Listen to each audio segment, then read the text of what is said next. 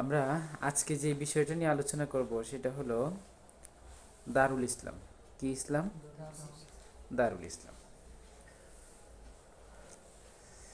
পৃথিবীতে অনেক রকমের শাসন ব্যবস্থা প্রচলিত আছে। এগুলোকে ইসলাম কিভাবে মূল্যায়ন করে এটা একটু বোঝার দরকার। এক নম্বরে হলো ইসলামের মধ্যে রাষ্ট্র মানে কয় প্রকার, কয় ভাগে বিভক্ত, এটা নিয়ে একটু আলোচনা করা দরকার। ইসলামের মধ্যে কয়েক রকমের রাষ্ট্র ব্যবস্থার কথা আলোচনা পাওয়া যায়। ঠিক আছে? একটা হলো দারুল ইসলাম, একটা কি দারুল ইসলাম, আরেকটা হলো দারুল কুফুর, আরেকটা কি দারুল কুফুর। দারুল কুফুর যেগুলো আছে এইগুলোর মধ্যে আবার একটা প্রকার আছে, এটার নাম হলো দারুল আহদি অথবা দারুল সুলহি অথবা দারুল আমান, যেটাকে সন্ধি রাষ্ট্র বলা হয়, নিরাপদ রাষ্ট্র। আবার একটা দ্বার আছে দারুল বাগাওয়া, বিদ্রোহী রাষ্ট্র, এরকম আছে। আচ্ছা, মূলত হচ্ছেটা কি যে ইসলামের মধ্যে যে অনেক রকমের রাষ্ট্র ব্যবস্থার কথা আলোচনা আসছে, আমাদের মধ্যে দারুল ইসলাম এবং দারুল কুফুর, দারুল কুফুর না বলে অনেকে দারুল হার্ব বলে। দারুল ইসলাম এবং দারুল হার্ব এই দুই প্রকারের রাষ্ট্র ব্যবস্থা ছাড়া অন্য কোনো নামে যে কোনো রাষ্ট্র থাকতে পারে, এটা আমাদের সমাজের অনেকেই এটা মানতে রাজি না। বুঝছেন না কথাটা? মানে অনেকগুলো রাষ্ট্রের নাম যে দারুল আমান আমরা বলি, অথবা উলামা ইকরাম বলেছেন, তারা বলেছে দারুল আমান আবার কি, এটা কি ইসলামের মধ্যে আছে নাকি? বুঝাচ্ছে? এরকম একটা ফিরকা আছে। আল্লাহ রাব্বুল আলামিন কোরআনের মধ্যে অনেক জায়গায় দারুল ইসলামের কথা আলোচনা করেছেন, দারুল হারব অথবা দারুল কুফারের কথা। যেমন আল্লাহ রাব্বুল আলামিন বলেছেন সাউরিকুম দারুল ফাসিকিন, সাউরিকুম দারুল ফাসিকিন। এটার দ্বারা দারুল কুফুরের পরিচয় পাওয়া যায়। ঠিক আছে? আবার এক আয়াতের মধ্যে বলেছেন ওয়াল্লাযীনা তাবাওয়াউ দারা ওয়াল ঈমানা মিন ক্বাবলিহিম ইউহিব্বুনা মান হাজারা ইলাইহিম। ঠিক আছে, তাদের জন্য মুহাজিরদের আগমনের পূর্বে যাহারা এই নগরীতে বসবাস করিয়াছে ও ঈমান আনিয়াছে, তাহারা মুহাজিরদের ভালোবাসে। ইবনে কাসির রাহিমাহুল্লাহ এই আয়াতের তাফসীরে বলেছেন আইসাকানু দারাল হিজরাতি মিন ক্বাবলিল মুহাজিরিন ওয়া আমানু ক্বাবলা কাসীরিম মিনহুম। আচ্ছা, এই যে দারুল হিজরা, এই দারুল হিজরা, এটা একটা দ্বার পাওয়া গেল না? তাহলে কোরআনের মধ্যে অনেক রকমের দ্বারের আলোচনা আছে। ঠিক আছে? যেমন এক আয়াতের মধ্যে মানে আসছে এরকম ক্বালিল মালাউল্লাযীনা ইসতাকবারু মিন কওমিহি লানুখরিজান্নাকা ইয়া শুআইব ওয়াল্লাযীনা আমানু মাআকা মিন ক্বারিয়াতিনা, আমরা আমাদের জনপদ থেকে তোমাকে বের করে দেব। এই যে মানে এই যে কাফেরদের একটা জনপদ, এটার নামই তো দারুল কুফুর। ঠিক আছে? কোরআনের মধ্যে এরকম আসছে আর কি। যাক, এগুলো নিয়ে আলোচনা করলে তো অনেক লম্বা আলোচনা হয়ে যাবে, আমরা সেগুলো নিয়ে আলোচনা করব না। মানে দলিলাদিল্লা নিয়ে আলোচনা করা যাবে না, ওই সময়টা আমাদের নাই। তবে এই হাদিস শরীফের মধ্যে আসছে, যেমন নাকি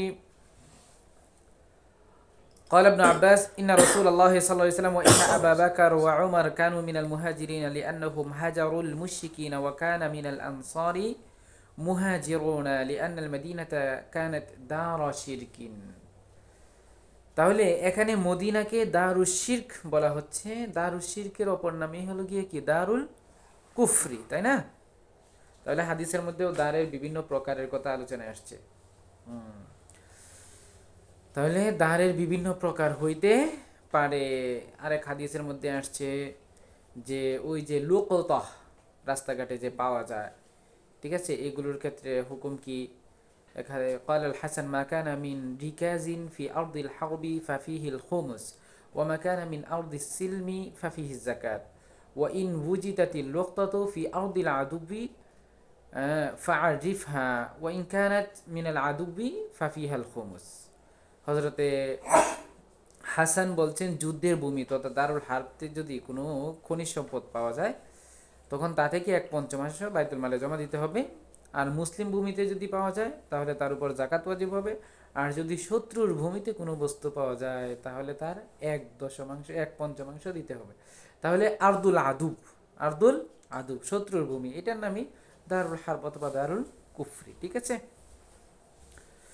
আচ্ছা এগুলো নিয়ে আলোচনা করলে অনেক দলিল আদিল্লা আছে, আমরা এগুলো কিছুই বললাম না।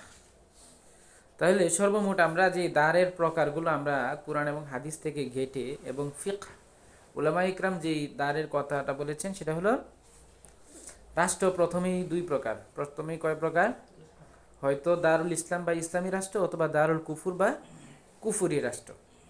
এতটুকু ভাগ সকলেই একমত। তবে জমহুর উলামা ইকরাম এতটুকু ভাগ করার পর ইসলামী রাষ্ট্রকে ভাগ না করলেও দারুল কুফুর বা কুফুরি রাষ্ট্রকে ভাগ করেন। তারা দুটি মানদণ্ডের ভিত্তিতে কুফুরি রাষ্ট্রকে ভাগ করেন।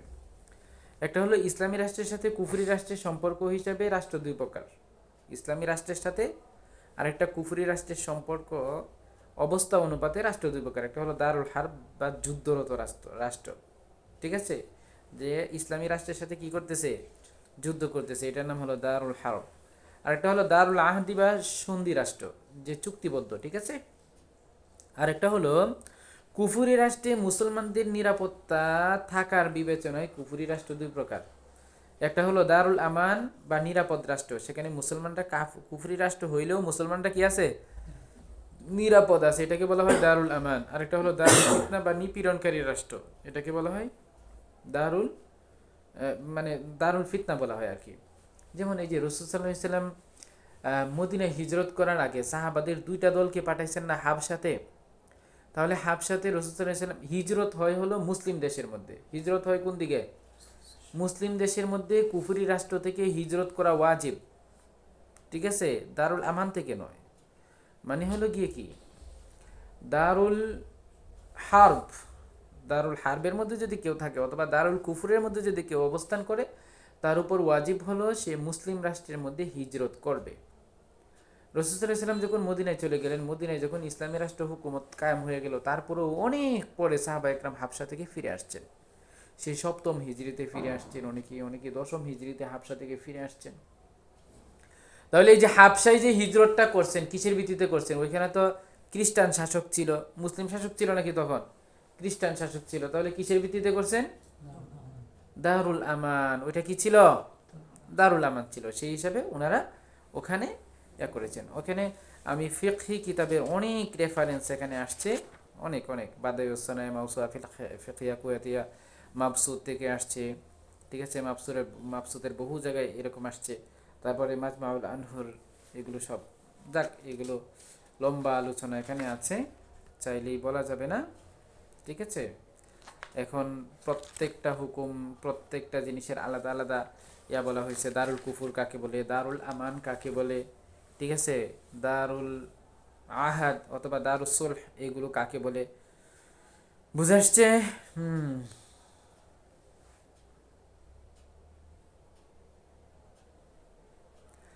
তো এই যে আমাদের এই যে ফতোয়া দারুল উলুম দেওবন্দ আছে না, হ্যাঁ, মুফতি মুফতি আজম আজিজুর রহমান সাহেব, ঠিক না, উনি এই ফতোয়াটা লিখেছেন। উনি বলেছেন আওয়ার बाजू ने दारुल हर्ब की एक किस्म दारुल अमन करार दिया है। दारुल अमान এটা কি, মানে দারুল কুফুরেরই একটি প্রকার, ঠিক আছে। আবার দারুল হার্ব মানে কিন্তু দারুল হার্ব মানে দারুল হার্ব নয়, বুঝছেন না কথাটা? ফিকার কিতাবের মধ্যে দারুল কুফুরকে আমভাবে দারুল হার্ব বলা হয়েছে। দারুল হার্ব মানে কি? যুদ্ধরত রাষ্ট্র। দেখা যায় যে তাহলে দারুল, এখানে বলতেছে দারুল হার্বের একটা প্রকারই হলো দারুল আমান।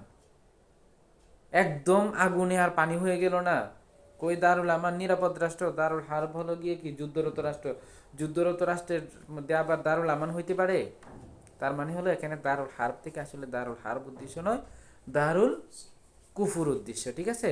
দারুল কুফুরের একটা প্রকারই হলো গিয়ে কি দারুল আমান, আরেকটা প্রকার হলো দারুল হার্ব, যেখানে মুসলমানরা নিরাপদে বসবাস করতে পারে, সেটাকে বলা হয় গিয়ে কি, মুসলমানরা নিরাপদে বসবাস করার মানে হলো মুসলমান তার ইমান আকিদা সবকিছু নিয়ে থাকতে পারে, এইরকম রাষ্ট্রকে বলা হয় দারুল আমান। আর যেই রাষ্ট্রের মধ্যে মুসলমানরা তাদের ইমান আকিদা নিয়ে সঠিকভাবে থাকতে পারে না, এই রকমের কুফুরি রাষ্ট্রকে বলা হয় গিয়ে কি দারুল হার্ব, ঠিক আছে। আচ্ছা, এটা দারুল কুফুরের একটা প্রকারই। বাকি দারুল হার্ব হওয়ার জন্য আরো কিছু শর্ত শরাত আছে, এগুলো লম্বা আলোচনা। যাকে আজকে আমাদের বিষয়বস্তু হলো দারুল ইসলাম কি, দারুল ইসলাম, ইসলামী রাষ্ট্র। এটা নিয়ে একটু লম্বা আলোচনা করব, ঠিক আছে? লম্বা আলোচনাটা আপনাদের বুঝতে হবে, ঠিক আছে? আচ্ছা, তাহলে দারুল ইসলাম এটা হলো ইসলামী রাষ্ট্র, যেটার বাংলা কি? ইসলামী রাষ্ট্র। আমরা কয়েকটা বিষয় নিয়ে আলোচনা করব। এক নম্বর হলো দারুল ইসলামের পরিচয়। এক নম্বর কি? দারুল ইসলামের পরিচয়। দুই নাম্বার হলো দারুল ইসলামের ভিত্তি। দুই নাম্বার কি? দারুল ইসলামের ভিত্তি। তিন নাম্বার হলো দারুল ইসলামের প্রায়োগিক বিষয়, ঠিক আছে? চার নাম্বার হলো দারুল ইসলামের হুকুম কি, ঠিক আছে? এই হলো সংক্ষিপ্ত আলোচনা আমাদের। এক নাম্বার হলো দারুল ইসলাম কাকে বলা হয়। আল্লামা সারাখসি রাহিমাহুল্লাহ মাবসুতের মধ্যে উল্লেখ করেছেন, ফাইন্না দারুল ইসলাম ইসমুন লিল মাওদা الذي يكون تحت يد المسلمين وعلامة ذلك أن يأمن فيه المسلمون। দারুল ইসলাম হলো এমন একটা রাষ্ট্র, এমন একটা স্থানের নাম, জায়গার নাম, যেই স্থানটা মুসলমানদের অধীনে আছে। কাদের অধীনে আছে? মুসলমানদের অধীনে আছে, এমন জায়গাকে বলা হয় গিয়ে কি? দারুল ইসলাম।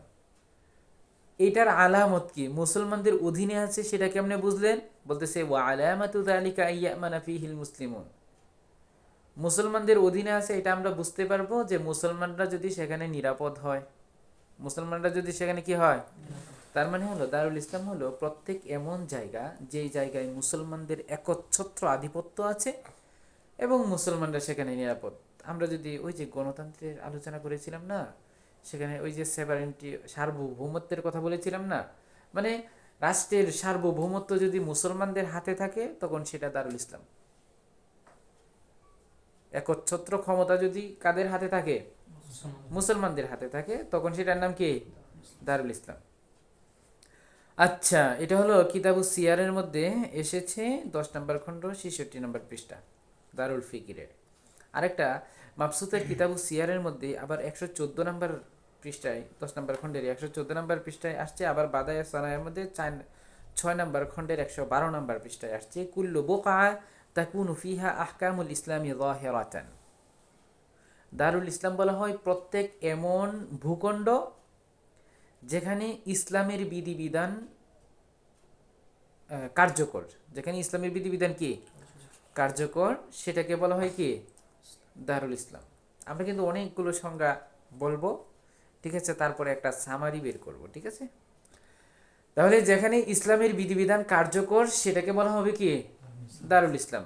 তার মানে বিপরীত, যদি ইসলামের বিধিবিধান কার্যকর না হয় তাহলে দারুল ইসলাম বলা, এটা কিন্তু আবার উনি বলে নাই, এটা কিন্তু আবার উনি কি করে নাই, বলে নাই।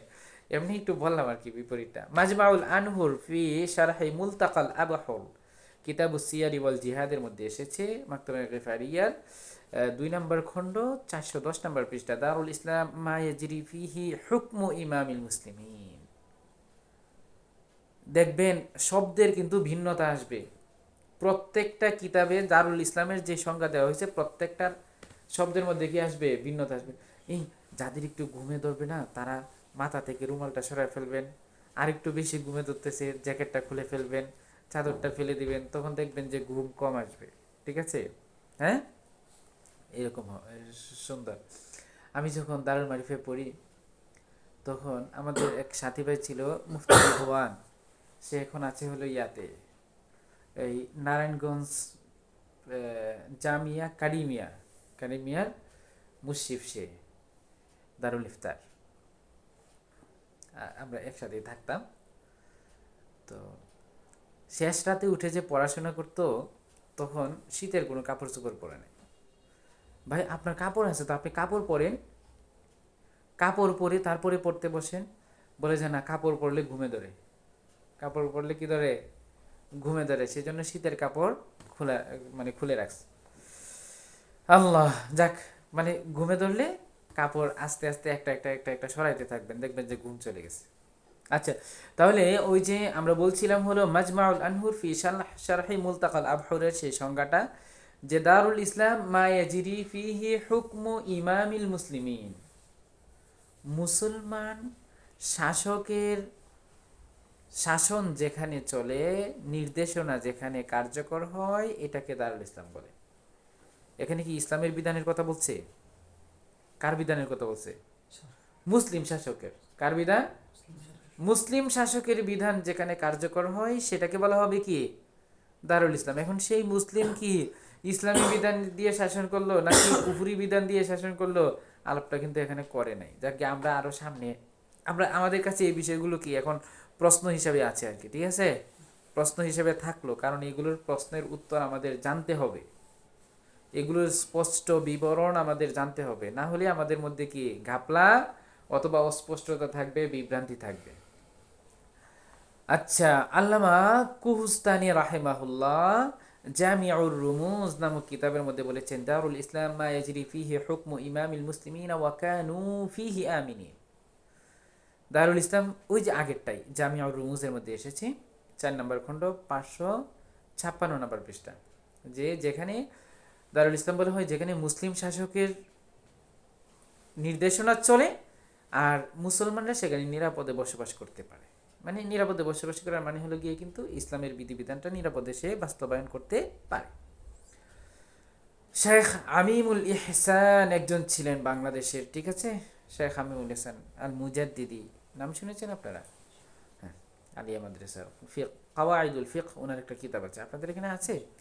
হ্যাঁ, মাশাল্লাহ মাশাল্লাহ। হ্যাঁ, ওইটার মধ্যে আপনারা এটার মধ্যে একটু খুঁজে বের করবেন। হ্যাঁ, 288 নম্বর পৃষ্ঠা, 288 নম্বর পৃষ্ঠা, একটু খুলে দেখেন না আমি যেগুলো বলতেছি এগুলো ঠিক আছে কিনা, বুঝেন না কথাটা?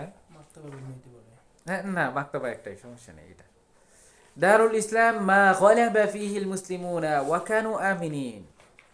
দারুল ইসলাম বলা হয় যেখানে মুসলমানরা বিজয়ী হয় এবং মুসলমানরা যেখানে নিরাপদ থাকে। দারুল হারব হুয়া আলা খিলাফি দারুল ইসলাম ইয়ানি মা গালাবা ফিহা গায়রুল মুসলিমিন। পেয়েছেন আপনারা দারুল ইসলামের সংখ্যাটা? হ্যাঁ, কত নম্বর পৃষ্ঠা খুলেছেন? 288 না? 288, হ্যাঁ পাইছে দারুল ইসলাম। আচ্ছা, খুঁজে বের করেন তাহলে। এখন হলো আমরা মোটামুটি একটা দারুল ইসলামের সংজ্ঞা আমরা জানতে পারলাম, ঠিক না? আচ্ছা, একটা জিনিসের সংজ্ঞা দিয়ে কিন্তু ওই জিনিসটাকে কি করা যায় না, এটা ভালো করে বোঝা যায় না, ঠিক আছে? একটা হুকুম যখন আপনি তাআদ্দি করবেন, একটা হুকুম যখন আরেকজনের উপর ফিট করবেন, তখন জানতে হয় সংজ্ঞার সাথে সাথে ভিত্তিটা কি। ভিত্তি যেটা, ওই ভিত্তিটা যদি জানেন, মানাতুল হুকুম যেটাকে বলা হয়, ঠিক না? প্রত্যেকটা হুকুমের একটা মানাত থাকে না?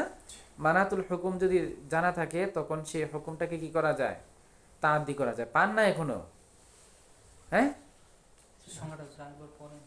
দেন দেখি মৌলানা, আমি খুঁজে বের করি একটু।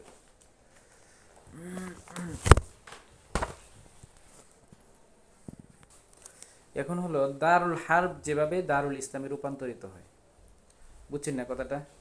একটা কুফুরি রাষ্ট্র কিভাবে ইসলামী রাষ্ট্র হবে, এটা নিয়ে একটু কথা। মাবসুদের মধ্যে আসছে, আনাল ইমামা ইযা ইফতাতাহা বালদাতান ওয়া সায়্যারাহা দারু ইসলামিন বিইজরাই আহকামিল ইসলামি ফিহা।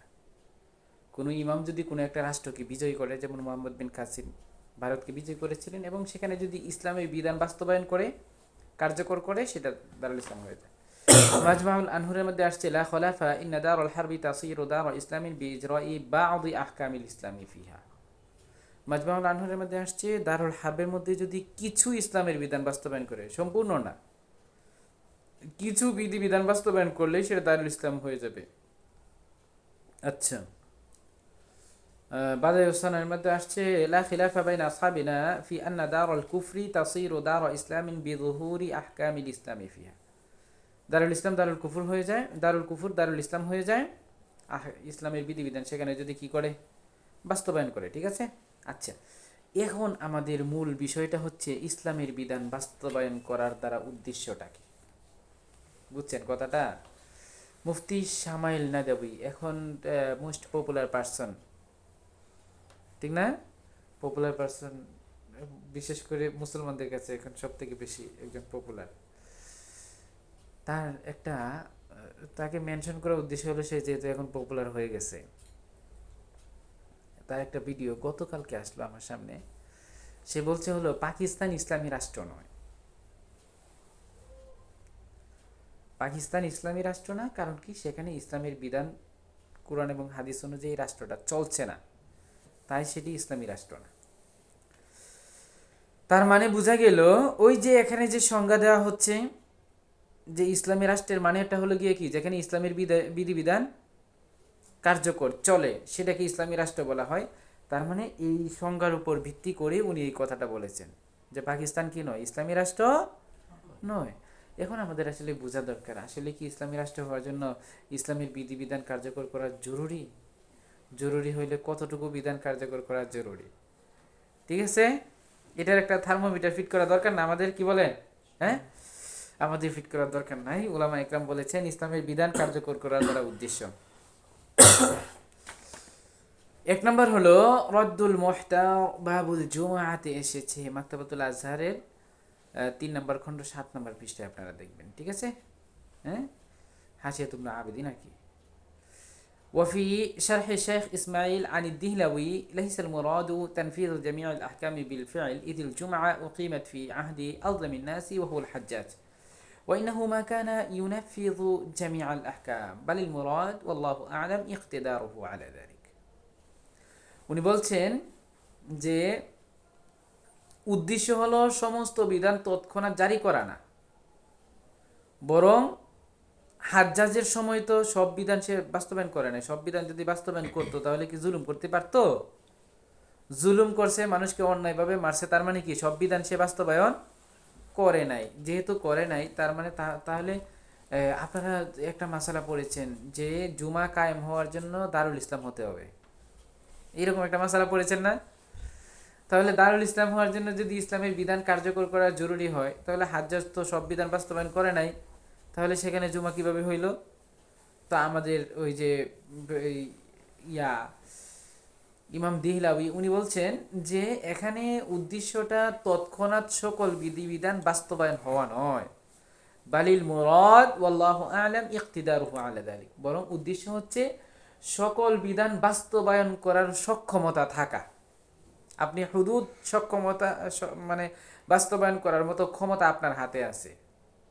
কিসাস বাস্তবায়ন করার মতো ক্ষমতা মুসলমান কোনো একজনের হাতে আছে। মুসলমানদের হাতে এই সার্বভৌমত্ব অধিকার আছে, একচ্ছত্র আধিপত্য আছে। যদি মুসলমানদের হাতে থাকে তাহলে সেটা দারুল ইসলাম।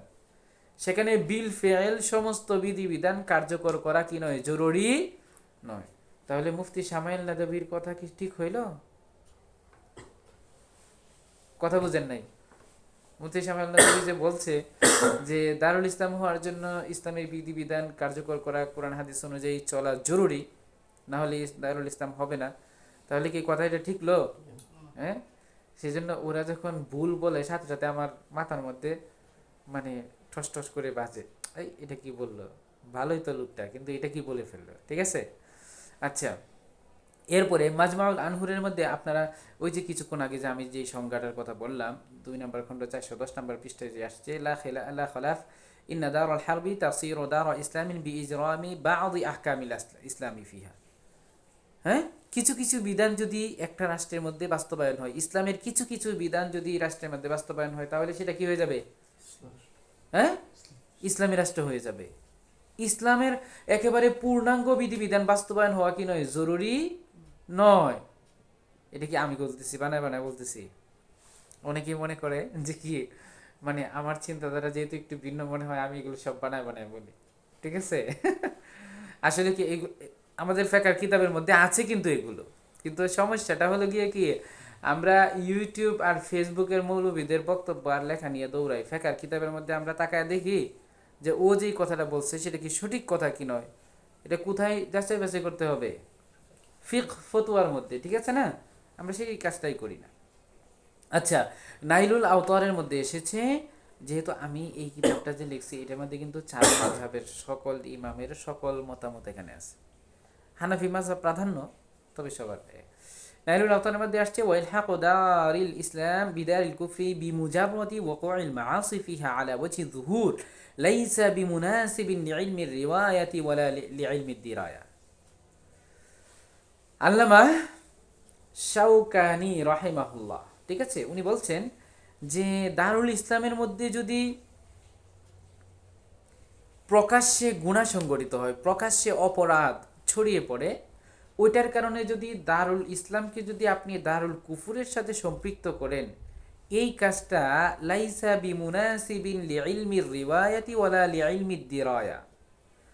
এটা আকলেও এটা বলে না, কুরআন হাদিস থেকেও এটা বলে না, যা আপনি একটা ইসলামী রাষ্ট্রের মধ্যে অল্প কিছু গুনাহ, প্রকাশ্য গুনাহ সংগঠিত হওয়ার কারণে, যেমন মনে করেন সেনাবাহিনী প্রকাশ্যে মানুষ মেরে ফেলতেছে, যেমন হাজ্জাজ মেরে ফেলছিল মানুষদেরকে, মারছে না?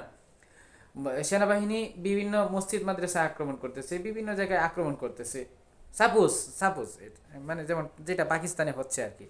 যারা বিরোধী পক্ষ, যারা পাকিস্তানকে ইসলামী রাষ্ট্র বলে না, এরা তো এই সমস্ত কারণেই বলে না, তাই না? আচ্ছা, বলতেছে বিমুজারতি ওয়াকাইল মাআসি ফিহা, সেখানে আলা জুহুর, আলা ওয়াজহি জুহুর, প্রকাশ্যভাবে অপরাধ সংগঠিত হচ্ছে। মানে মনে করেন মদের লাইসেন্স দিল, ঠিক আছে, অথবা পতিতালয় খুললো, ঠিক আছে, প্রকাশ্যে। বলতেছে ইমাম শাওকানি বলছেন, এরকম দারুল ইসলামের মধ্যে যদি এরকম প্রকাশ্যে গুনাহ সংগঠিত হয়, আর এটার কারণে যদি দারুল ইসলামকে দারুল কুফুর বলা হয়, বলতেছে লাইসা বিমুনাসিবিল লিইলমির রিওয়ায়াতি ওয়ালা লিইলমিদ দিরায়া। এটা কুরআন হাদিস থেকেও এটা মানে মানানসই জুৎসই হুকুম নয় এরকম বলাটা, আবার আকলও সেটা বলে না, ঠিক আছে? আচ্ছা, ওয়ালিল ফুকাহাই ফি তাফাসিল দুয়ারি ওয়াল আ'যারিল মুসাওয়াগাতি লিতারকিল হিজরাতি মাবাহিথুন লাইসা হাযা মাহাল্লুল ওয়াসতিহা। এটা উনি একটা কথা বলেছেন, এটা উনি ওনার নাইলুল আওতার একটা কিতাব আছে না, হ্যাঁ, সেখানে একটা বাব আছে, বাবু বাকাইল হিজরাতি ইলা দারিল ইসলাম, 3 নম্বর খণ্ডের 33 নম্বর পৃষ্ঠায় কথাটা আছে, ঠিক আছে? আপনারা খুঁজে মাঝে মাঝে চেক করবেন।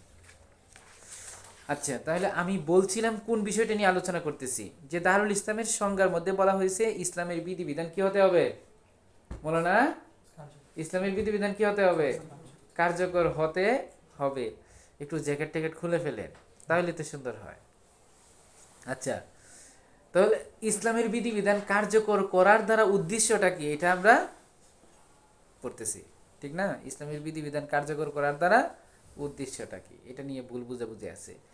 আচ্ছা, আমরা তো জামিউর রুমুজ এবং মাজমাউল আনহুরের একটা ইবারতের মধ্যে তো পড়েছিলাম যে দারুল ইসলাম হলো ইয়াজরি ফিহি হুকমু ইমামিল মুসলিমিন, যেখানে মুসলিম শাসকের কি চলে,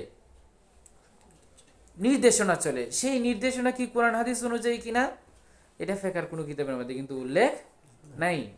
তবে এই কথা আছে, কোনো মুসলিম শাসক সে যদি ইনসাফ প্রতিষ্ঠা না করে, জুলুম তার মাধ্যমে যদি সংগঠিত হয়, তখন তার উপর সেটার গুনাহ আসবে, ঠিক আছে? আচ্ছা, এখন একটা কথা, সেটা হলো ফতোয়ায়ে শামির মধ্যে আরো স্পষ্ট করে একটা ইবারত এসেছে, সেটা আপনাদেরকে পড়ে শোনাই। কিতাবুল জিহাদের 6 নম্বর খণ্ড 277 নম্বর পৃষ্ঠা, মাকতাবাতুল আজহারে, ঠিক আছে? 6 নম্বর খণ্ডের 277 নম্বর পৃষ্ঠা, সেখানে হাসিয়াত ইবনে আবিদিনের মধ্যে এসেছে, ফতোয়ায়ে শামিতে এসেছে, কুলতু وبهذا ظهر أن ما في الشام من جبل تيم الله المسمى بجبل الدروز وبعض البلاد التابعة كلها دار إسلام، لأنها وإن كانت لها حكام دروز أو نصارى ولهم قضاة على دينهم وبعضهم يعلنون بشتم الإسلام والمسلمين، ولكنهم تحت حكم ولاة أمورنا، وبلاد الإسلام محيطة ببلادهم من كل جانب، وإذا أراد ولي الأمر تنفيذ أحكامنا فيهم نفذها। শুনেন, এটা শুনে সবাই মানে আরো বেশি টাস্কিত হবে, ঠিক আছে? সেটা হলো গিয়ে কি, উনি বলছেন যে ইহা দ্বারা প্রতীয়মান হয় যে শামের জাবালে তাইমুল্লাহ, যাকে দুরুস পাহাড়ও বলা হয়, দুরুস একটা এলাকা আর কি, ঠিক আছে, জাবালে তাইমিল্লাহ, সেটি এবং তার পার্শ্ববর্তী শহরগুলো ইসলামী রাষ্ট্র।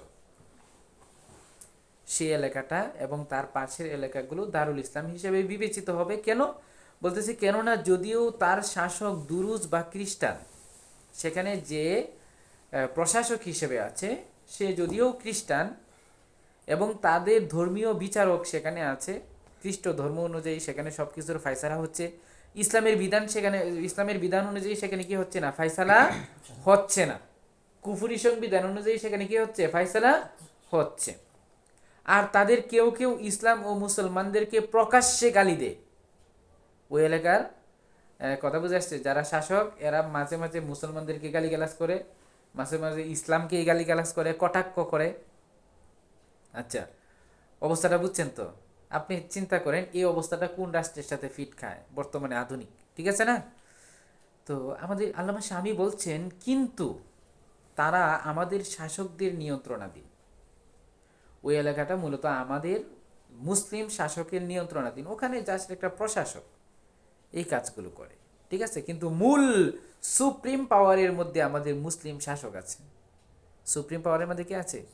কিন্তু তার অধীনস্থ লোকেরা কুফরি বিধান অনুযায়ী কি করতেছে? শাসন করতেছে। কাফেরদেরকে সে কাজী বানায় বসে আছে, ঠিক আছে? কাফের কুফরি বিধান দিয়ে শাসন কার্যকর করতেছে। বলতেছে এবং সর্বদিক থেকে ইসলামী ভূখণ্ড তাদেরকে ঘিরে রেখেছে। আমাদের শাসকগণ যখনই আমাদের বিধান বাস্তবায়ন করতে চাইবে বাস্তবায়ন করতে পারবে। সুপ্রিম পাওয়ারে যদি মুসলমান থাকে, আমি গণতান্ত্রিক রাষ্ট্রের ব্যাপারে বলেছিলাম যে সে চাইলেই কি করতে পারে? ইসলামের বিধান বাস্তবায়ন করা তার পক্ষে সম্ভব না? সম্ভব, কিন্তু সে চাচ্ছে না, এটা হলো তার বিষয়। তাহলে এইরকম যেহেতু আমাদের মুসলিম কোনো এক শাসকের অধীনে যেহেতু তারা আছে, সুতরাং ওই এলাকার মধ্যে কুপুরি বিধান কার্যকর হইলেও, এরা ইসলাম মুসলমানদেরকে গালিগালাজ করলেও, তারপরেও সেটা কি দারুল ইসলাম, তারপরে সেটা কি মূলত বিষয়টা হচ্ছে সুপ্রিম পাওয়ারের মধ্যে কে আছে, মুসলমান আছে কিনা, এইটা হলো মূল বিষয়, ঠিক আছে? সুপ্রিম পাওয়ার। তাহলে এখন আমাদের বুঝতে হবে দারুল ইসলাম হওয়ার ভিত্তিটা কি, কেন দারুল ইসলামে কুফুরি বিধান চললেও সেটি দারুল ইসলাম থেকে যায়, এই জিনিসটা এখন আমাদের বোঝার দরকার। দারুল ইসলাম মানে এটাই হলো গিয়ে কি দারুল ইসলামের মূল ভিত্তি বা মানাতুল হুকুমটা কি, কে মানাতুল হুকুম। আল্লাহ রাব্বুল আলামিন কোরআনের মধ্যে বলছেন ইন্নাল্লাযীনা তাওয়াফাহুমুল মালায়েকা যালিমি আনফুসিহিম ক্বালু ফিমা কুনতুম ক্বালু মুস্তাদআফিনা ফিল আরদ ক্বালু আলাম তাকুন আরদুল্লাহি ওয়াসিআ ফাতুহাজিরু ফিহা। তাহলে এখানে আল্লাহ রাব্বুল আলামিন নিজ সত্তার উপর জুলুমরত অবস্থায় ফেরেশতাগণ তাদের রূহকে কবজা করার জন্য আসে, তাদেরকে লক্ষ্য করে তারা বলে তোমরা কি অবস্থায় ছিলে? তারা বলে জমিনে আমাদেরকে অসহায় করে রাখা হয়েছিল। ফেরেশতাগণ বলে তাহলে আল্লাহর জমিন কি প্রশস্ত ছিল না যে তোমরা তাদের সেখানে গিয়ে হিজরত করতে? আচ্ছা, এই আয়াতের মধ্যে যে মুসলমান তার ভূমিতে বা তার দেশে দুর্বল থাকে তাকে বলা হয়েছে হিজরতের জন্য, যা থেকে স্পষ্ট বুঝে আসে সেখানে কর্তৃত্ব ক্ষমতা কাদের হাতে? কাফেরদের হাতে। কাদের হাতে? কাফেরদের হাতে। তাই সেখানে মুসলমান দুর্বল, আর যেহেতু ক্ষমতা কাফেরদের হাতে তাই সেটি দারুল কুফর, আর দারুল কুফর থেকে হিজরত ওয়াজিব, তাই সেখান থেকে হিজরত করতে বলা হয়েছে। তাহলে মূলত বিষয়টা হলো গিয়ে কি কর্তৃত্ব, মূলত বিষয়টা কি? তাহলে কর্তৃত্বের বিবেচনায় এখানে একটি ভূমিকে মুসলমানদের বলা হচ্ছে না, যেহেতু মুসলমানদের কর্তৃত্ব নাই, বরং মুসলমানদেরকে সেখান থেকে হিজরত করতে বলা হচ্ছে। আচ্ছা, এরকম অনেক আয়াতের মধ্যে আসছে আল্লাহ রাব্বুল আলামিন হুয়াল্লাযী আরসালা রাসূলাহু বিল হুদা ওয়া দীনিল হাক্কি লিইয়ুযহিরাহু আলা দ্বীনি কুল্লিহি ওয়ালাউ কারিহাল মুশরিকুন। তাফসীরে কুরতুবীর মধ্যে এটার অনেক ব্যাখ্যা আসছে, কথা বুঝে আসছে। আই আযহারাহু আলা শারাঈ'id দ্বীন হাত্তা লা ইয়াখফা আলাইহি শাইউম মিনহা, অর্থাৎ লিইয়ুযহিরাদ দ্বীন আই দীনুল ইসলামি আলা কুল্লি দীনিন। ইসলাম ধর্মটা প্রত্যেক ধর্মের উপর কি হতে হবে? বিজয়ী হতে হবে। এটার জন্য রাসূল সাল্লাল্লাহু আলাইহি ওয়াসাল্লামকে পাঠাইছেন। আচ্ছা আচ্ছা, সুতরাং যারা দারুল ইসলামের সংজ্ঞায় ইজহার বলেছেন তাদের কথা থেকে বোঝা যায় যে এখানে হলো গিয়া কি গলাবা উদ্দেশ্য। কি উদ্দেশ্য? যে মুসলমানদের কর্তৃত্বটা থাকা উদ্দেশ্য। এখানে ইসলামের বিধান বাস্তবায়ন হচ্ছে, এটা দ্বারা বোঝা যাচ্ছে যে এখানে মুসলমানদের কর্তৃত্ব চলতেছে। বুঝতে পেরেছেন? আচ্ছা, এগুলো তো হলো কোরআন এবং হাদিস থেকে অনেকগুলো দলিল আছে, তারপরে হলো ফিকহের কিতাব থেকেও কিছু দলিল আছে এখানে, ঠিক আছে? হ্যাঁ, দেখেন দারুল হারব বলা হয়েছে যেখানে কাফের শাসকের বিধান নির্দেশনা চলে, তার মানে তার বিপরীত হলো গিয়ে কি যেখানে মুসলিম শাসকের বিধান চলে সেখানে কি সেটা কি দারুল ইসলাম। আচ্ছা, মাবসুতের মধ্যে আসছে, মাবসুতের 10 নম্বর খণ্ডের 114 নম্বর পৃষ্ঠায় দারুল ফিকির থেকে যে মাবসুতটা প্রকাশিত হয়েছে সেখানে আসছে হাযা লিআন্নাল বুকআ ইন্নামা তুনসাবু ইলাইনা আও ইলাইহিম বিইতিবারিল কুওয়াতি ওয়াশ শাওকা। কোন একটা রাষ্ট্রকে দারুল ইসলাম মানে আমাদের দিকে সম্বন্ধ করলো, অথবা দারুল কুফুর কাফেরদের দিকে সম্বন্ধ করলো, এটা কিসের ভিত্তিতে? বলতেছে বিইতিবারিল কুওয়াতি ওয়াশ শাওকা, ক্ষমতা আর কর্তৃত্বের ভিত্তিতে। কিসের ভিত্তিতে? মূলত এখানে যদি মুসলমানদের ক্ষমতা থাকে তাহলে সেটাকে দারুল ইসলাম বলা হবে, আর যদি কাফেরদের ক্ষমতা থাকে, কর্তৃত্ব থাকে, তাহলে সেটাকে কি বলা হবে? দারুল কুফুর বলা হবে। তার মানে আমরা একেবারে স্পষ্টত বুঝতে পারতেছি যে দারুল ইসলাম হওয়ার জন্য মুসলমান শাসকদের কর্তৃত্ব থাকাটাই যথেষ্ট, সেখানে ইসলামের বিধিবিধান কার্যকর করা কি নয়, জরুরি নয়। এটা একেবারে মানে স্পষ্ট করেই কথাটা বলতে হচ্ছে, কিন্তু এটা নিয়ে কি আছে? বিভ্রান্তি আছে। বাদাইউস সানায়া কিতাবুস সিয়ার ফাসলু বায়ানিল আহকাম আল্লাতী তাখতালিফু, মানে আরো অনেক ইয়ে আছে। 7 নম্বর খণ্ডের 131 নম্বর পৃষ্ঠা, তবা হচ্ছে মিন দারি ইহইয়াই তুরাস। সেখানে বলছে আন্নাল মাকসুদা মিন ইদাফাতি দার ইলাল ইসলাম ওয়াল কুফর লাইসা হুয়া আইনুল ইসলামি ওয়াল কুফর। কোনো একটা রাষ্ট্রকে দারুল ইসলাম বলা মানে ওই রাষ্ট্র মুসলমান হয়ে গেছে, এরকম না। কোনো একটা রাষ্ট্রকে দারুল কুফুর বলা মানে ওই রাষ্ট্র কালিমা পইরা, কালিমা বাদ দিয়া কুফুরি কালিমা পড়ছে, এরকম উদ্দেশ্য? এরকম নয়।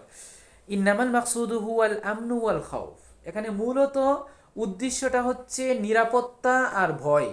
ওয়া মানা, এটার মানে হচ্ছে আন্নাল আমান ইন কানা লিল মুসলিমিনা ফিহা আলাল ইতলাক, মুসলমানদের নিরাপত্তা যদি ব্যাপকভাবে মুসলমানদের নিরাপত্তা থাকে কোনো একটা রাষ্ট্রের মধ্যে, ওয়াল খাউফু লিল কাফারাতি আলাল ইতলাক, কাফেররা যদি ব্যাপকভাবে সেখানে অনিরাপদ থাকে, মুসলমানদের নিরাপত্তা আছে, ফাহিয়া দারুল ইসলাম, তাহলে সেটার নাম কি?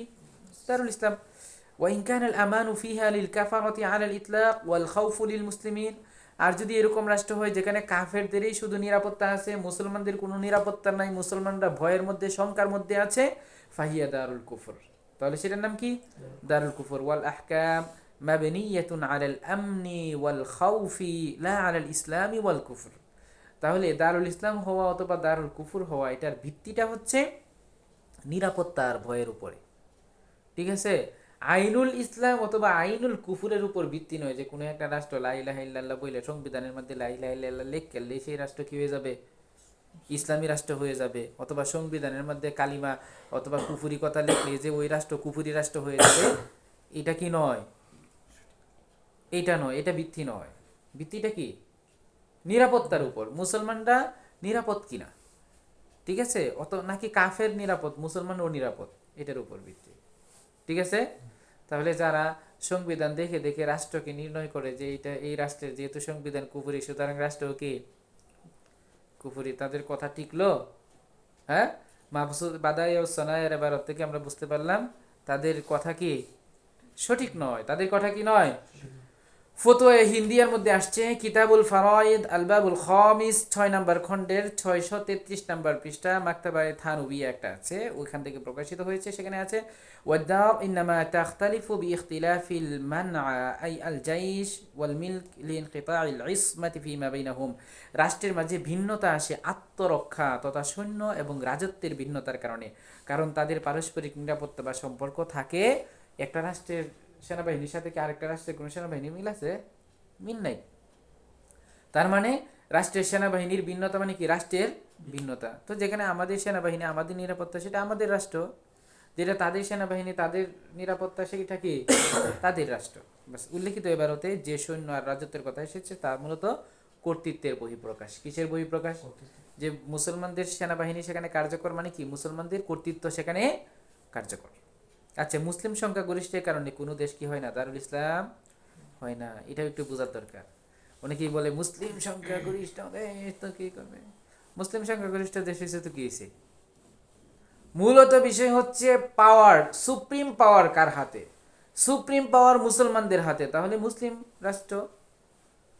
সুপ্রিম পাওয়ার মুসলমানদের হাতে নাই, সুতরাং সেটা কি নয়। যেমন ফুতুহে শামির মধ্যে এরকম একটা ইবারত এসেছে, রদ্দুল মুহতার 7 নম্বর খণ্ডের 381 নম্বর পৃষ্ঠায়, ওয়াল মুরাদু বিদ্দার আল ইকলিমুল মুখতাসসু বিকাহরি মুলকি ইসলামিন আও কুফরিন, অথবা মিল্কি ইসলামিন আও কুফরিন লা মা ইয়াশমালু দাওয়াস সুকনা বলতেছে রাষ্ট্রের দ্বারা উদ্দেশ্য হলো বিশেষ এলাকা যা মুসলিম ও কাফের শাসকদের কর্তৃত্বে আছে, অধিবাসীদের সংখ্যা মুখ্য থাকে না। কে এখানে কোন ইয়া থেকে মানে বেশি ইত্যাদি এবারত দ্বারা প্রতীয়মান হয় যে কোনো রাষ্ট্র ইসলামী বা কুফরি হওয়ার ভিত্তি হলো কেবল ইসলাম বা কুফরের কর্তৃত্ব। যদি মুসলমানদের কর্তৃত্ব থাকে তাহলে ইসলামী রাষ্ট্র, আর কাফেরদের কর্তৃত্ব থাকলে কুফরি রাষ্ট্র। সেখানে বসবাসকারী জনসংখ্যার কোনো ভিত্তি নেই। এমন নয় যে মুসলমানদের সংখ্যা বেশি হলে দারুল ইসলাম আর কাফের বসবাসকারীর সংখ্যা যদি বেশি হয় তখন সেটা দারুল কুফর, এরকম নয়। আচ্ছা, যেমন এক হাদিসের মধ্যে আসছে আল ইসলামু ইয়ালু ওয়ালা ইউলা, ইসলাম সবসময় বিজয়ী থাকবে, ওয়ালা ইউলা আলাই, ইসলামের উপর কেউ ইয়া হতে পারবে না, জয়ী হবে না। এটা মানে হচ্ছে গিয়ে কি, মানে কর্তৃত্ব, কি কর্তৃত্বটা হলো মূল মাকসাদ। তার মানে হচ্ছে দারুল ইসলামের অনেকগুলো সংজ্ঞায় অনেক রকমের ভাব প্রকাশ করা হয়েছে। ইসলামের বিধান চলবে, মুসলিম শাসকের বিধান চলবে, এই চলবে, মুসলমানের নিরাপদ থাকবে, অনেক কিছু বলা হয়েছে না। অনেক কিছুর মূল মাকসাদটা হচ্ছে কর্তৃত্ব কার হাতে। যদি মুসলমানের হাতে থাকে তাহলে সিম্পল দারুল ইসলাম, আর যদি কাফের হাতে থাকে তাহলে সেটা কি দারুল কুফর। এখন কথাটা হচ্ছে মুসলমানের হাতে থাকলে সেখানে যদি কুফরি বিধান বাস্তবায়ন করে তারপরেও সেটা কি দারুল ইসলাম, যেটা আমরা অনেকগুলো রেফারেন্স থেকে বুঝতে পেরেছি, ঠিক না? এরকম না? আচ্ছা, এরকম যদি হয় যে মানে কাফের রাষ্ট্রের মধ্যে মুসলমানরা বিশাল বড় এলাকার মধ্যে থাকে, কথা বুঝে আসছে? বিশাল বড় এলাকার মধ্যে থাকে, মুসলমানদের বসতি সবকিছু ঠিক আছে, কিন্তু সেখানে ওরা নিজেদের কর্তৃত্ব নাই। যেমন আমেরিকার মধ্যে মুসলমানরা নিরাপদ আছে না, একদম ফুল নিরাপদ। বাংলাদেশের মুসলমান থেকে আমেরিকার মুসলমানরা বেশি নিরাপদ, আপনারা জানেন সেটা। কারণ আমাদের দেশের মুসলমানদেরকে জঙ্গিবাদী বলে ব্লেম করতে পারে, আমেরিকার নাগরিককে জঙ্গিবাদী বলে ব্লেম করতে পারে? হ্যাঁ, আমাদের দেশের মধ্যে যদি কোনো এক সন্ত্রাসীও যদি মাদ্রাসার মধ্যে একটা বম ব্লাস্টিং করে, সেখানে বলে এখানে জঙ্গিবাদের উত্থান হচ্ছে।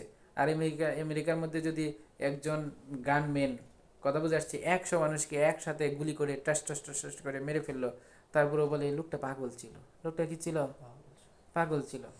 আর আমাদের দেশে যদি মানে এই জঙ্গিবাদী, এটা জঙ্গি, ঠিক না? তার মানে হলো কি আমেরিকার মধ্যে মুসলমানরা আরো বেশি কি নিরাপদ। তো এরকম যদি নিরাপদ হয় তাহলে সেটা কি ইসলামী রাষ্ট্র হয়ে যাবে? নো, ঠিক আছে।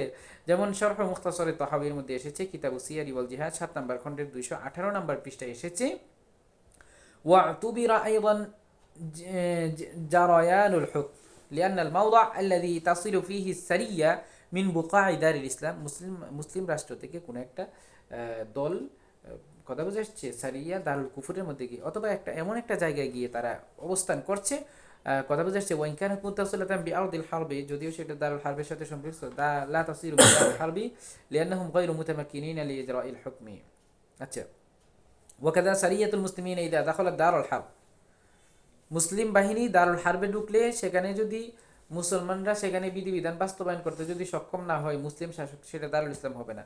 কাফেররা যদি ইসলামী রাষ্ট্রের মধ্যে ঢুকে, ইসলামী রাষ্ট্রের মধ্যে ঢুকছে কিন্তু তারা তাদের কর্তৃত্ব এখানে খাটাইতে পারতেছে না, এমনিতেই আসছে, কথা বুঝে আসছে, তাহলে সেই রাষ্ট্র কি হয়ে যাবে না? দারুল কুফুর হয়ে যাবে না, ঠিক আছে? যেমন মনে করেন আফগানিস্তানের সাথে যখন যুদ্ধ হচ্ছিল আমেরিকার, তখন আমেরিকার অনেক সেনাবাহিনী পাকিস্তানের মধ্যে আসছে, এসে থাকছে। তো পাকিস্তানের মধ্যে ঢুকার কারণে কি পাকিস্তান রাষ্ট্র দারুল কুফর হয়ে গেছে? হয় নাই। কেন? ওই যে শরহ মুখতাসরের তহাবি থেকে বোঝা যাচ্ছে আমেরিকার শাসন কি পাকিস্তানে চলছে কিনা, না, পাকিস্তানের নির্দিষ্ট শাসকদেরই শাসন চলছে, এরা যেভাবে চাইছে, এরা যতটুকু বসকে বলছে যে বস আপনি চালান, তখন বসে চালাইতে পারছে না, হলে কি বসে চালাইতে পারছে? তাহলে তার মানে হলো মুসলমানদের এই কর্তৃত্ব ছিল। যাকে এগুলো নিয়ে তো এক একটা মানে কি মুতাফাররিকাত যদি আমরা আলোচনা করি তখন তো লম্বা হয়ে যাবে, দরকার নেই। আচ্ছা, তাহলে কোনো ইসলামী রাষ্ট্রের মধ্যে যদি কাফেরদের বসতি থাকে, মুসলমান শাসকদের অনুমতি নিয়ে কাফেররা যদি থাকে, কাফেররা যদি এখানে নিরাপদ থাকে, এখানে যদি পূজা করে, এখানে যদি গির্জার মধ্যে পূজা অর্চনা হয়, তারপরেও সেটা কি হবে না? দারুল কুফুর হবে না। কারণ মুসলিম শাসক তাদেরকে নিরাপত্তা দিছে যে তোমরা দুর্গা পূজা করো, কোনো সমস্যা নাই, বাজেট দিছে, তাও কোনো সমস্যা নেই, কাফেরদের জন্য বাজেট দিতে পারবে, কোনো সমস্যা নেই। এখন কথা হলো সমস্যা নাই মানে আপনি হুজুর এটা কি কইলেন, তাহলে কি মূর্তি বানাইবো? মূর্তি বানানোর মধ্যে বাজার দেওয়া যাবে না, কারণ সেটা তো ডাইরেক্ট কি শিরিক। তাদের ইবাদতের জন্য সহযোগিতা করা যেতে পারে। ঠিক আছে, আপনাদের ইবাদতের জন্য একটা বাজেট দিলাম, যান, এরকম। আচ্ছা, এ কারণেই জিম্মি কাফের মুসলমানদের অনুমতিতে যদি দারুল ইসলামে বসবাস করে এবং নিজেদের ধর্মীয় নিদর্শন প্রদর্শনও করে, তথাপি দারুল ইসলামেই থাকবে। তেমনিভাবে মুসলমান দারুল হারবে যায়, নিজেদের ধর্মীয় নিদর্শন সেখানে বাস্তবায়ন করে, তারপরে সেটা দারুল হারবেই থাকবে, দারুল ইসলাম হবে না। যেমন মক্কা বিজয়ের সময় আল্লাহ নবী সাল্লাল্লাহু আলাইহি ওয়াসাল্লাম যে মক্কাতে আসছেন, মক্কা বিজয়ের আগে রাসূল সাল্লাল্লাহু আলাইহি ওয়াসাল্লাম এসে উমরা করছে না? আরে হুদাইবিয়া সন্ধির পরে একবার এসে উমরা করছে না? এরপরেই না মক্কা বিজয় হয়েছে। তো এই যে উমরা করার সময় যে আসছে রাসূল সাল্লাল্লাহু আলাইহি ওয়াসাল্লাম, আবার চলে গেছে না? তাহলে ওই সময় কি মক্কা দারুল ইসলাম হয়ে গেছে? হয় নাই। তো এখানে এসে হজ করলো না, ইসলামের বিধিবিধান প্রকাশ্যভাবে বাস্তবায়ন করলো না? করলো তো, সব কিছুই করলো, তারপরে সেটা কি হইলো না? দারুল ইসলাম হইলো না। কেন? কর্তৃত্ব আসে নাই যে রসুলের হাতে, সেই জন্য। মুসলমানদের হাতে যে কি ছিল না? কর্তৃত্ব কাফেরদের হাতে ছিল, সেই জন্য তো ওদের অনুমতি নিয়ে করা লাগছে। হ্যাঁ, সেই জন্য। এই সংক্রান্ত আপনারা যদি বিস্তারিত পড়তে চান, আল্লামা রশিদ আহমদ গঙ্গোহী রাহিমাহুল্লাহ লিখেছেন, উনি তালিফাতে রশিদিয়ার মধ্যে এটা আসছে 658 নম্বর পৃষ্ঠায়, যেটা হিন্দুস্তান সংক্রান্ত ফতোয়ার আলোকে উনি লিখছিলেন। কথা বুঝে আসছে? ওইটা আপনারা লম্বা করে লেখা আছে সেখানে। মুফতি শাফি রাহিমাহুল্লাহ সেই ফার্সি ফতোয়ার উর্দু করেছেন, যেটা জাওয়াহিরুল ফিকহের মধ্যেও আছে। আপনারা সেটাতে একটু পড়াশোনা করবেন। বুঝতে পেরেছেন? তাহলে আমরা অনেক কিছুই আজকে জানলাম, তাই না? ইসলামী রাষ্ট্র কখন বলা হবে, তাই না? আবার এটাও বুঝতে পারলাম যে এই যে দেখেন, সৌদি আরবকে অনেকে ইসলামী রাষ্ট্র বলে না। কেন? সৌদি আরবের শাসক কাফের হয়ে গেছে, মোহাম্মদ বিন সালমান মুরতাদ হয়ে গেছে, নাউজুবিল্লাহ। হ্যাঁ, কেন বলে না? বলেছে সেখানে সিনেমা হল খুলতেছে, সেখানে মেয়েদের জন্য মদের লাইসেন্স দিতেছে, এই করতেছে সেই করতেছে, সেজন্য সেটা কি নয়, এখন আর ইসলামী রাষ্ট্র না। এটা কি ফিকহ এবং ফতোয়ার আলোকে তাদের এই কথা সঠিক আছে? কিসের আলোকে সঠিক আছে? মূর্খতা এবং জাহালত, আবেগের আলোকে। কিসের আলোকে? আবেগের আলোকে তাদের ফতোয়া ঠিক আছে। যাও বাবা, দৌড় মারো। যাক, অনেক এই হাম্বলি মাযহাবেরও আলাদা রেফারেন্স নিয়ে আসছি এখানে। আহকামু আহলি জিম্মার মধ্যে আসছে, আবার আল আদাবুশ শারঈয়া এটার মধ্যে আসছে, আবু ইয়ালা আল হাম্বলি আল মুতামাদ ফি উসুলিদ্দিনের রেফারেন্স এসেছে, অনেক কিতাবের রেফারেন্স। আবার ওদের মাযহাবে ওদের ভিত্তিটা কি দারুল ইসলামে, সেটা নিয়ে আলোচনা করা হয়েছে। ওই যে গালাবাই কর্তৃত্ব, যেখানে মুসলমানদের কর্তৃত্ব থাকবে সেটা কি দারুল ইসলাম, আর যেখানে কাফেরদের কর্তৃত্ব সেটা কি দারুল কুফর। হাম্বলি মাযহাব নিয়ে আলোচনা করা হয়েছে। হাম্বলি মাযহাবে ইসলামের বিধান কার্যকর করার দ্বারা উদ্দেশ্য। তারপরে শাফি মাযহাবে দারুল ইসলামের হুকুম কি। হাম্বলি মাযহাবের একটা চমৎকার একটা দিক আছে, সেটা হলো গিয়ে কি, ইসলামের বিধান কতটুকু পরিমাণ জারি করতে হবে এটার একটা থার্মোমিটার এরা দিছে। আমাদের মাযহাবের মধ্যে তো হলো গিয়া কি, বাযু আহকামিল ইসলাম বলছে, ইসলামের কিছু বিধিবিধান যদি বাস্তবায়ন হয় তখনই সেটা দারুল ইসলাম হয়ে যাবে। মূলত হলো মুসলমানদের কর্তৃত্বটাই মূল বিষয়। ঠিক আছে? আচ্ছা, কিন্তু এখানে মানে হাম্বলি মাযহাবের মধ্যে একটা থার্মোমিটার আছে।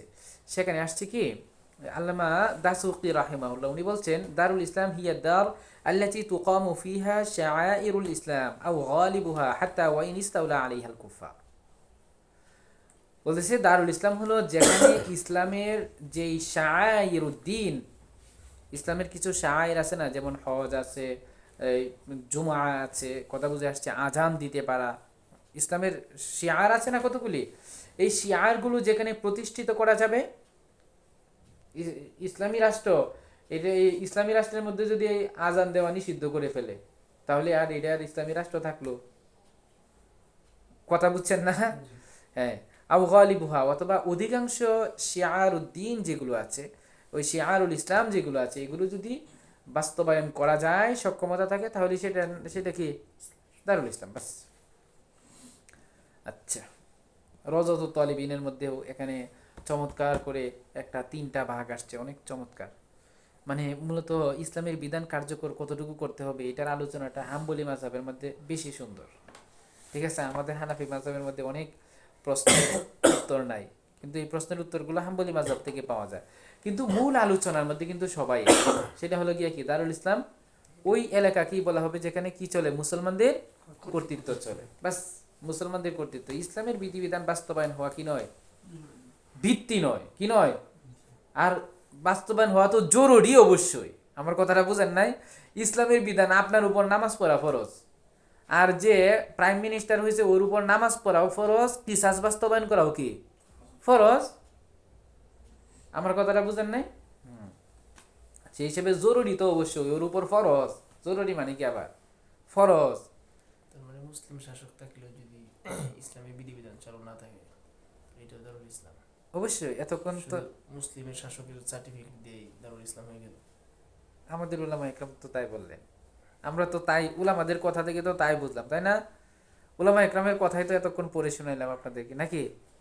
হ্যাঁ, মানে আবার কি উলামা ইকরামের কি আমি কি ফতুয়ার কোনো কিতাব ছাড়া এখানে রেফারেন্স আনছি? আমি কিন্তু কোনো ফতুয়ার কিতাব ছাড়া আলতু ফালতু কোনো কারো রেফারেন্স আমি এখানে আনি নাই। সব হলো ফতুয়া, ফিক এবং ফতুয়ার আলোকে। আমি নিজের থেকে একটা কথা বলছি, মানে নিজের থেকে অতিরিক্ত কিছু বলছি? যেটা বলছি সেটা পরের এবার দিয়ে আবার সাবেত হয়েছে, এরকম না বিষয়টা? এরকম। এক্ষেত্রে বাংলাদেশে দারুল ইসলাম, আফগানিস্তান দারুল ইসলাম, হ্যাঁ, পার্থক্য কোথায়? কোনো পার্থক্য নেই, কোনো পার্থক্য নেই। বাংলাদেশেও দারুল ইসলাম, আফগানিস্তানও দারুল ইসলাম, কোনো পার্থক্য নেই। বুঝতে পেরেছেন? কোনো পার্থক্য নেই। দারুল ইসলাম হওয়ার দিক দিয়ে কোনো পার্থক্য নাই, তবে শাসকের দিক দিয়ে পার্থক্য আছে। ওখানের শাসক হলো আদিল, কথা বুঝে আসছে? আমাদের শাসক হলো গৈরু আদিল। ওখানের শাসক হলো মুলতাজিমুল লিশরিয়া, আর এখানের শাসক হলো ফাসিক ওয়াল ফুজ্জার। বুঝতে পেরেছেন? বাস, এই পার্থক্য এতটুকুই। আল্লাহ, তাহলে শাফি মাযহাবের মধ্যেও কিন্তু একই কথা, ঠিক আছে? শাফি মাযহাবের মধ্যেও এই যে দারুল ইসলামের ভিত্তি নিয়ে ওয়া ইউখাযু মিন কাওলিহিম লিআন্না মাহাল্লাহু দারুল ইসলামিন আন্না কুল্লু মাহাল্লিন কাদারা আহলুহু ফিহি আলাল ইমতিনাই মিনাল হারবিয়িন সারা দারুল ইসলামিন। যেখানে মুসলমানরা নিজেদের নিরাপত্তার ব্যবস্থা করতে পারবে কাফেরদের থেকে, সেটাই কি দারুল ইসলাম। এটা হলো শাফি মাযহাবে, ঠিক আছে? তার মানে মানা থাকতে হবে। মানা মানে কি? কর্তৃত্ব। মানা মানে কি? কর্তৃত্ব থাকতে হবে। আধুনিক কিছু উলামা ইকরামের ইয়াতে আমি আপনাদেরকে কিছু বলি। আহলে হাদিস যারা আছে না, আহলে হাদিসদের ইমাম হলো মাহাল্লি, কথা বুঝে আসছে? ইবনে হাজম। আহলে হাদিসদের ইমাম কি? ইবনে হাজম আর জাহিরি, দাউদ আর জাহিরি, এই দুজন আর কি। আচ্ছা, মাহাল্লা কিতাবের মধ্যে 11 নম্বর খণ্ডের 200 নম্বর পৃষ্ঠার মধ্যে আসছে, 200 পৃষ্ঠার মধ্যে আসছে, ওয়াইদা কানা আহলু যিম্মা ফি মাদাইনিহিম লা ইউমাজিজুহুম গায়রুহুম ফালা ইউসাম্মা সাকিনু মিনহুম লিইমারাতিন আলাইহিম আও লিতিজারাতিন বাইনাহুম কাফিরান ওয়ালা মাসিআন বাল হুয়া মুসলিমুন হাসানুন ودارهم دار إسلام لا دار شرك لأن الدار إنما تنسب للغالب عليها والحاكم فيها والمالك لها। অর্থাৎ রাষ্ট্র দারুল ইসলাম বা দারুল কুফুরের ভিত্তি হলো সেখানে কর্তৃত্ব, শাসন ও মালিকানার উপর। কিসের উপর? যাদের হাতে এগুলো থাকবে তারা যদি মুসলমান হয় তাহলে দারুল ইসলাম, আর যাদের হাতে এগুলো থাকবে এরা যদি কাফের হয় তাহলে কে?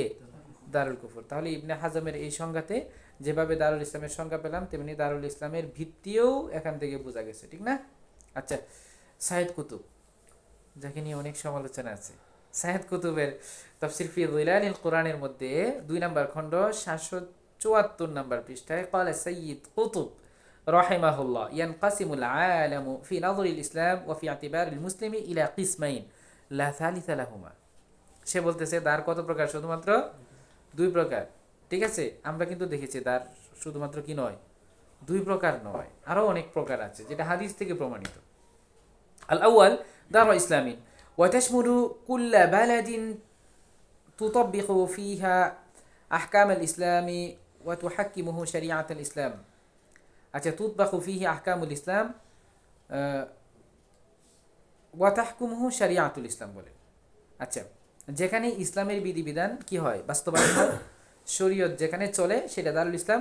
সাওয়াউন কানা আহলান কুল্লুহু মুসলিমিন আও কানা আহলুহু মুসলিমিন যিম্মিয়িন, চাই সেখানে সবাই মুসলিম হোক অথবা মুসলমানও আছে, জিম্মিও আছে। আও কানা আহলুহু কুল্লুহুম জিম্মিয়িন, অথবা সবাই জিম্মি হোক, তারপরেও সেটা দারুল ইসলাম। ওয়ালাকিন হুক্কামুহু মুসলিমিন, কিন্তু সেখানে শাসকরা কি হতে হবে? মুসলমান হতে হবে ইউতাব্বিকুনা ফীহি আহকামাল ইসলাম, যেখানে ইসলামের বিধান কি করে বাস্তবায়ন করে, ওয়া ইউহাক্কিমুনা লিশারিআতিল ইসলাম, ইসলামী শরীয়ত বাস্তবায়ন করে। ফাদ্দারু কুল্লুহু ফি ইতিবারি বালাদিন মা দারু ইসলামিন হুয়া তাতবিকুহু লিআহকামিল ইসলামি ওয়া হুকমুহু বিশারিআতিল ইসলাম। তাহলে যে কোনো রাষ্ট্র যেখানে ইসলামের বিধিবিধান বাস্তবায়ন করবে, মুসলমানরা যদি বাস্তবায়ন করে, তাহলে সেটার নাম কি? দারুল ইসলাম। ঠিক আছে? আচ্ছা, তাহলে দারুল ইসলাম হলো প্রত্যেক ওই রাষ্ট্র যা ইসলামের বিধান বাস্তবায়ন করেছে, ইসলামী শরীয়ত অনুযায়ী বিচার কার্য করেছে, চাই সেখানে সমস্ত অধিবাসী মুসলমান হোক বা মুসলমান ও মুসলিম জিম্মি একত্রে বা সকলেই জিম্মি হোক, তবে বিচারক ও মুসলমান ইমামের বিধান বাস্তবায়ন করে ও ইসলামী শরীয়ত অনুযায়ী বাস্তবায়ন। তাহলে কোন রাষ্ট্র দারুল ইসলাম হওয়ার জন্য সেখানে ইসলামের বিধানের বাস্তবায়ন ও শরী বিচার ব্যবস্থার বাস্তবায়ন বিবেচ্য বিষয়। এটা হলো সাইয়্যিদ কুতুবের মতে আর কি। ঠিক আছে? আরেকজন ফকি আছে আব্দুল ওয়াহাব আল খাল্লাফ, আসিয়াসাতুশ শারঈয়্যা, তার একটা বই আছে, ওই আধুনিক ফকিদের কথা বলতেছি। সে বলছে, সেখানে বলছে আদ-দার আল্লাতী তাজরি ফি আলাইহা আহকামুল ইসলাম, যেখানে ইসলামের বিধান চলে, ওয়া ইয়ামানু মান ফিহা বিআমানিল মুসলিমিনা সাওয়াউন আকানু মুসলিমিন আও যিম্মিয়িন, সেখানে মুসলমানদের নিরাপত্তা নিয়ে মুসলমানরাও থাকে, কাফেররাও থাকে, তখন সেটাকে বলা হয় কি? দারুল ইসলাম। যেমন মুসলমানরা একটা সংবিধান প্রণয়ন করছে, সেখানে মুসলমানেরও নিরাপত্তা আছে, কাফেরেরও কি আছে? নিরাপত্তা আছে। বাস। আব্দুল করিম জাইদান, তারও একটা কথা আছে। আবার ফকি সাঈদ রমাদান আল বুতি, তার একটা কিতাব আছে আল জিহাদ ফিল ইসলাম কাইফা নাফহামুহু ওয়া কাইফা নুমারিসুহু। এটা একটা আধুনিক কিতাব, ৮০ নম্বর পৃষ্ঠায় আসছে। ওয়াহিয়াল বালাদা আউল আরদ আল্লাতী দাখালাত ফীহি মুতাআতিল মুসলিমিন নাকি ওয়া সিয়াদাতিহিম بحيث يقدرون على إظهار إسلامهم والامتناع من أعدائهم سواء تم ذلك بفتح أو قتال أو بسلم أو مصالحة أو نحو ذلك। বলতেছে সেই শহর জনপদ মুসলমানদের কর্তৃত্ব ও নিয়ন্ত্রণে আছে, ফলে যাতে তারা নিজেদের দ্বীনের প্রকাশ করতে পারে, শত্রু থেকে আত্মরক্ষা করতে পারে, চাই এই ক্ষমতা অর্জন যুদ্ধ, বিজয়, সন্ধি অথবা যে কোনো উপায়ে আসুক। যে কোনো উপায়ে মুসলমানদের হাতে ক্ষমতা আসছে মানে কি? সেটা কি? দারুল ইসলাম। বুঝতে পেরেছেন? আচ্ছা, এখন হলো দারুল ইসলামের হুকুম। তার আগে হলো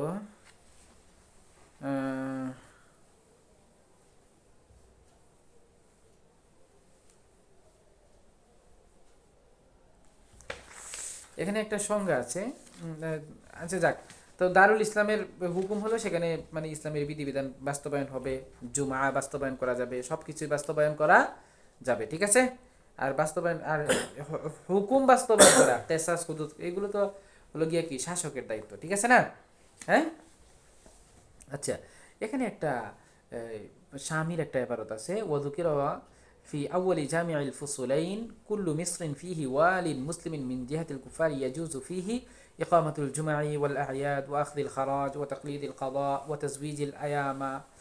বলতেছে যেখানে কুফারের পক্ষ থেকে মুসলিম প্রশাসক নির্ধারণ করে দেয়, কুফারের পক্ষ থেকে কি আছে? মুসলিম প্রশাসক। যেমন ইন্ডিয়ার মধ্যে মুসলিম পার্সোনাল ল বোর্ড আছে, মুসলিম পার্সোনাল ল বোর্ড আছে। এরকম যদি কাফেরদের পক্ষ থেকে যদি এরকম মুসলমানদের জন্য আলাদা এরকম কাজার ফায়সালা করে থাকে, তখন সেখানে জুমার নামাজ করা যাবে, ঈদের নামাজও আদায় করা যাবে। যেমন ইন্ডিয়ার মধ্যে পড়ে না, সবাই জুমার নামাজ পড়তেছে, খারাজও নেওয়া যাবে, সেখানে কাজী সাহেবের সে হুকুমও মানতে হবে। কথা বুঝে আসছে? আবার রাষ্ট্র চাইলে এতিমদের বিবাহের ব্যবস্থা করতে পারবে।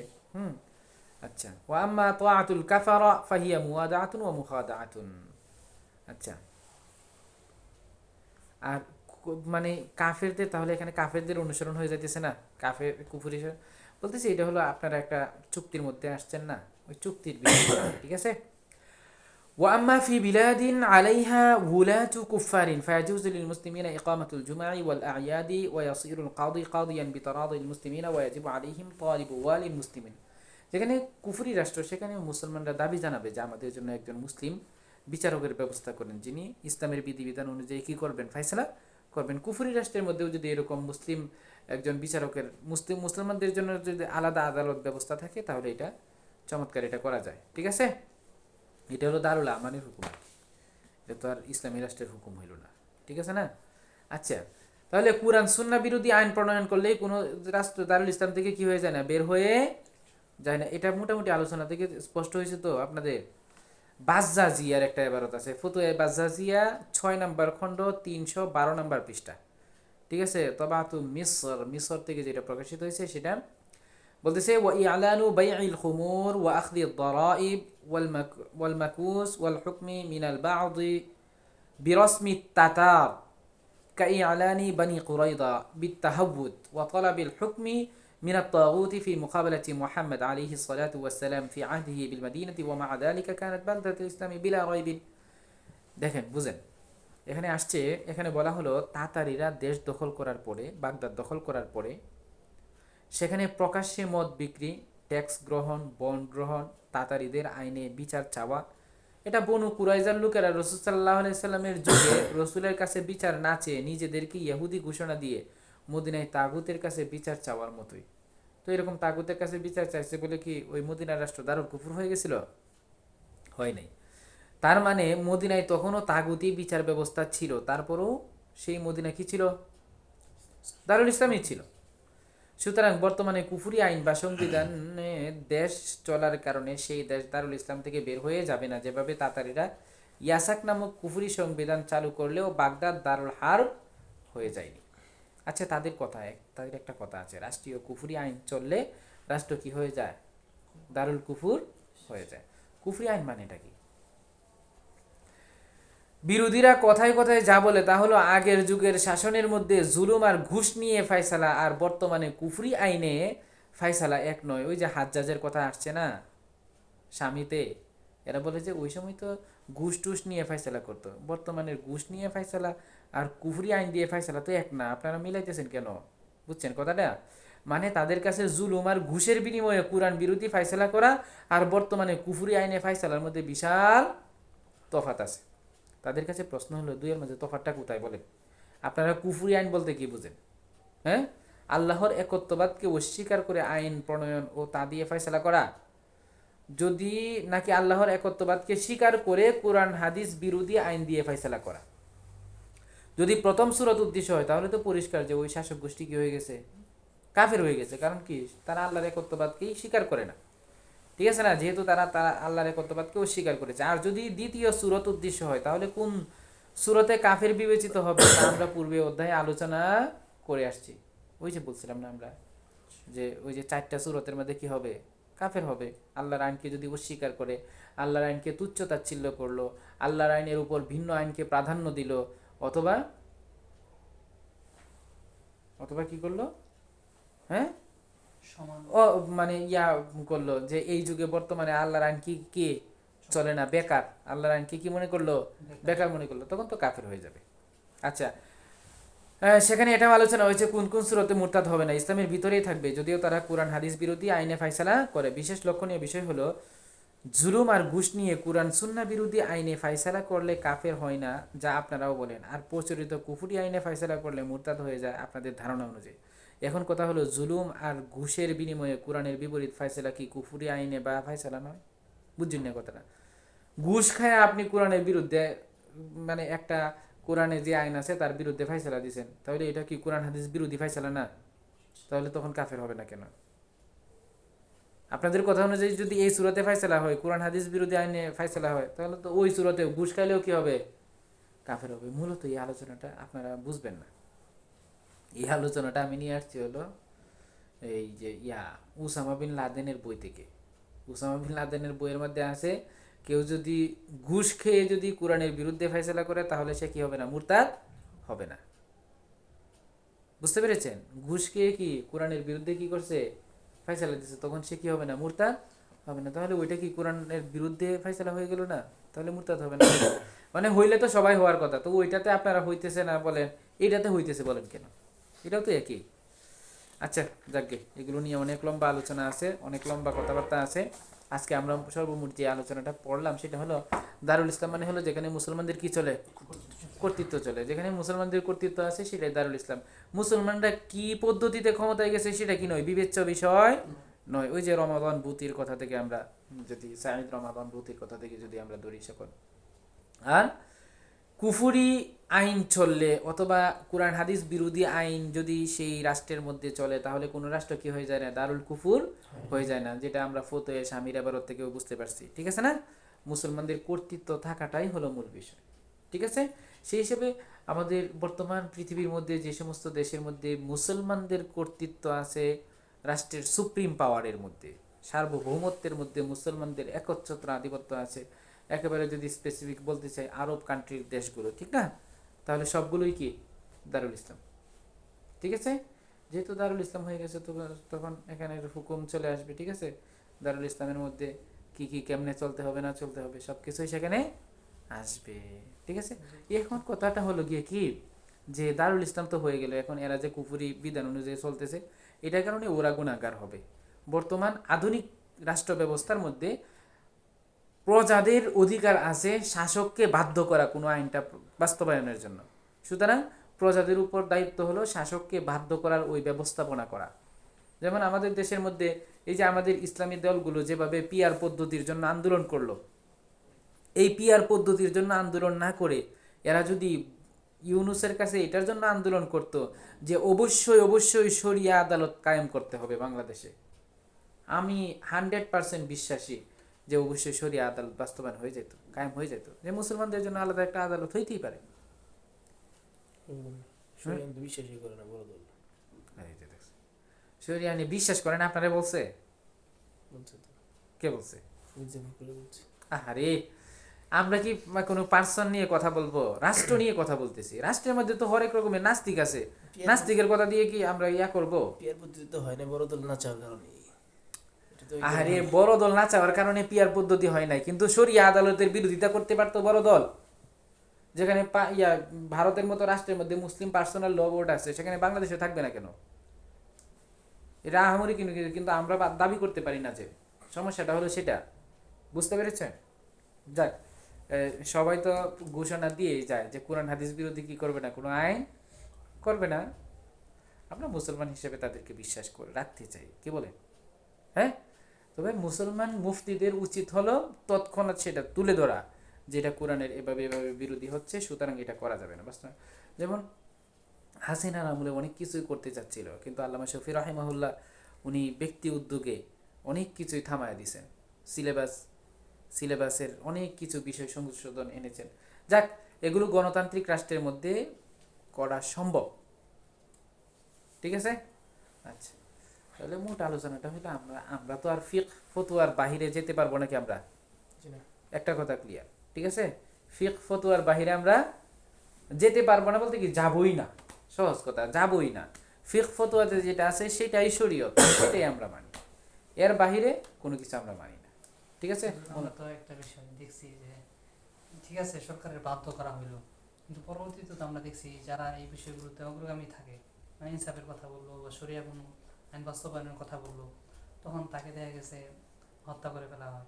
এরকম ভাবে তো অনেক ইতিহাস আমরা দেখছি। না, এটা হলো ভুল কথা, আমি সেটা মানতে রাজি নই। আমি যেই কথাটা বলি সেটা হলো গিয়ে কি, দেখেন, হুদুদ কেসাস বাস্তবায়ন করা কি আমার হাতে?